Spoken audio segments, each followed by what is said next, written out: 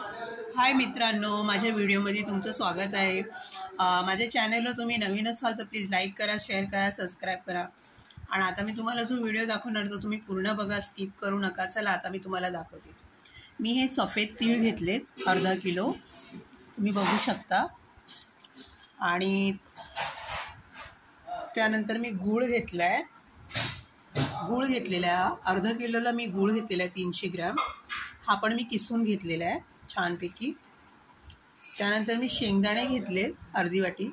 हे शेंगदाणे मी भाजून घेतलेत। आता ह्याची पावडर करून घेणार आहे मी थोडी जाडसरमध्ये। आणि त्यानंतर मी इलायची पावडर घेतलेली आहे। सो आता मी तुम्हाला पुढची कृती सांगणार आहे। आता आपण हे तीळ भाजून घ्यायचे गवळे गवळे एकदम छानपैकी व्यवस्थितरित्या ह्याला। आता आपले तीळ भाजून झाले, तुम्ही बघू शकता। आपले तीळ जरा लालसर झालेले तीळ आपले। तर आता मी खाली उतरून घेणार आहे। आता मी तीळ खाली घेतलेत परातीत काढून। आता गुळाचा पाक बनवणार, त्यासाठी मी थोडंसं पाणी ओतले भांड्यामध्ये। आता मी याच्यामध्ये गूळ टाकणार आहे। आता मी गूळ टाकलाय, हा व्यवस्थित असा पाक बनवून घेणार आहे एकदम छानपैकी गुळाचा।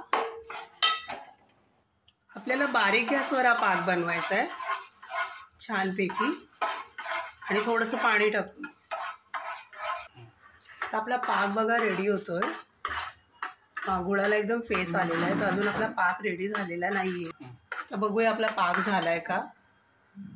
कसं झालाय का रेडी छानपैकी। नाही, अजून आपला पाक व्हायचा आहे, अजून बाकी आहे थोडा। पाक झालाय का।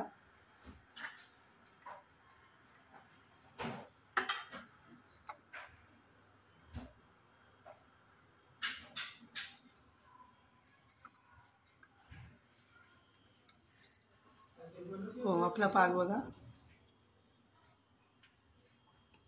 एकदम परफेक्ट झालेला आहे। आता काम केलं एकदम। आता ह्याच्यामध्ये आपण तीळ टाकूया अगोदर।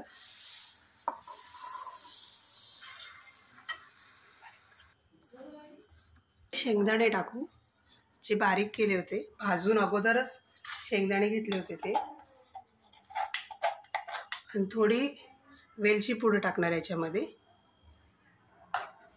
हलवून घ्यायचे, पूर्ण मिश्रण एकजीव करायचे। गॅस बारीक ठेवायचा आहे, पूर्ण छानपैकी एकजीव करून घ्यायचे गूळ, शेंगदाणे आणि तीळ। छानपैकी असं याला पूर्ण गुळाच्या पाकामध्ये सर्व व्यवस्थित करून घ्यायचं। सर्व मिश्रण एकजीव झालेले आहे, तीळ, गूळ, शेंगदाणे। आता हे मी खाली काढून घेणार आहे, बघू शकता एकदम। आणि गॅस बारीक ठेवायचा। आपला पाक रेडी झाला का, एकदम छान झालं आपलं सारण हे तीळ, गूळ, शेंगदाण्याचं। तुम्ही बघू शकता एकदम। तर मी हे खाली उतरून घेणार आहे। थोडं हाताला थंड पाणी लावून घ्यायचं आणि ह्यानी असं हे बनवून घ्यायचं। थोडं गरम असतं हे, गरम मध्येच वळायचे लाडू ह्याचे छानपैकी।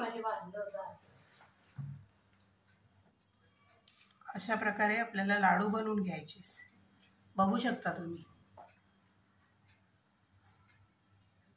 आपण याच्यामध्ये थोडं गरम पाणी टाकू, जेणेकरून आपलं तिळाचं सारण आहे ते कडक नाही होणार।